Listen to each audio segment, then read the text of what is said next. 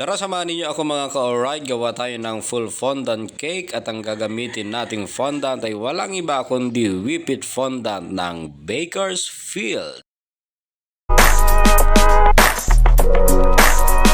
So yun po, what's up sa inyo mga ka-alright. Kung nakaraang vlog nga natin ang isinare ko sa inyo ay fondant topper gamit ang fondant whipped. Ngayon naman ay full fondant ang ating gagawin. Ang size pala ng cake natin ay 6 by 5.5 mga ka-alright at ang gamit natin dyan ay water ganache. Ang ginamit ko nga ang chocolate dyan ay chocolate berries. Gumamit ako ng 450 grams na chocolate at tinunaw ko siya at nilagyan ko ng 90 grams na water mga ka-alright. So sa paggawa ng water ganache ay i-divide mo lang by 6 by the amount of chocolate na gagamitin mo mga ka-alright. Gets nyo ba yun? At dito na nga tayo sa paneling method yung gagawin natin at mamaya ay ipapakita ko sa inyo kung gaano kanipis yung ginamit ko na fondant na pinang-cover dyan sa ating cake.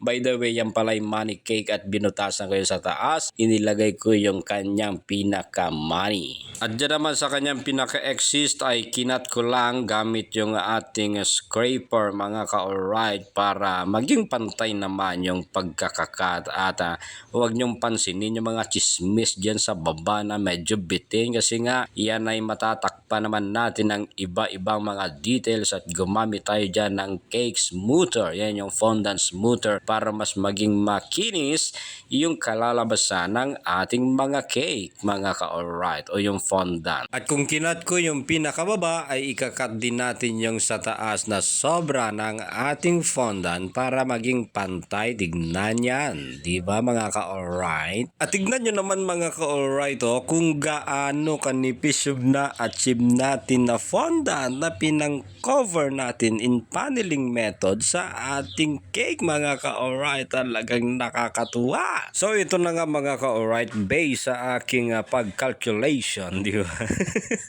Ay ang nagamit kong fondant all in all sa pagde-design, sa pagko-cover, sa pagpapaneling method ay 500 grams at sa 500 grams ay may sobra pa na 65 grams, di ba? Napakatipid, di ba? At hindi lang yan mga ka-alright, yung fondant na yan ay kagagawa ko lang kaya talagang masasabi natin napakagandang gamitin itong whipped fondant kasi nga mabilis gawin, agad-agad mai-apply mo sa fondant o sa cake na gagawin mo for today. At andito na nga tayo sa part na nailagay na natin yung pinaka-cord kasi nga ang design ng ating cake ay piano ba o organ, tapos ay binutasan ko yung sa mga puti-puti at nilagay ko yung pinaka-black na design niya at sa baba niyan ay kulay silver ba yun o gray, konting-konting amount lang ng black. Kita niyo naman parang sinampay na damit yung pagkakalagay ko sa fondant tapos ay nilagay na natin yung kanyang pinaka-top, yung pangtakip sa ating fondant. Ang mga puti-puti na nakikita ninyo sa mga kamay ko at sa ating board mga ka-alright ay cornstarch yan kasi kailangan niya para mas karagdagang smooth ng ating mga fondant. Pero alisin naman natin mamaya yan hindi naman makikita yan kasi cornstarch lang naman yan mga ka-alright at dyan ay pinaka border niya borderline o fault line, parang ganon, di ba? Naglagay tayo dyan ng edible dust, gold edible dust. Nakakain niya na.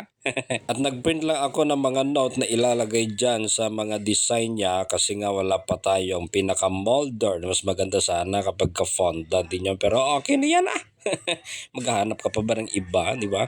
At nagdagdag ako dyan ng mga non-edible balls, yung mga lato-lato. Hindi nakakain yan mga client, mga customers baka kasi gagawin nyo, kukunin nyo, iti-testing nyo, kakainin nyo, kakagatin nyo, tingala ka matiga. Hindi nakakain yan. Yan ay design lang sa ating mga cake mga ka-alright. And this is our final outcome, final output, final product for today mga ka-alright. Happy 21st birthday Toto Kian. At kung nagustuhan mo yung video natin ngayon ay huwag kalimutan mag-follow, mag-like at comment. This is Odi Cakes, alright, but tayo dyan.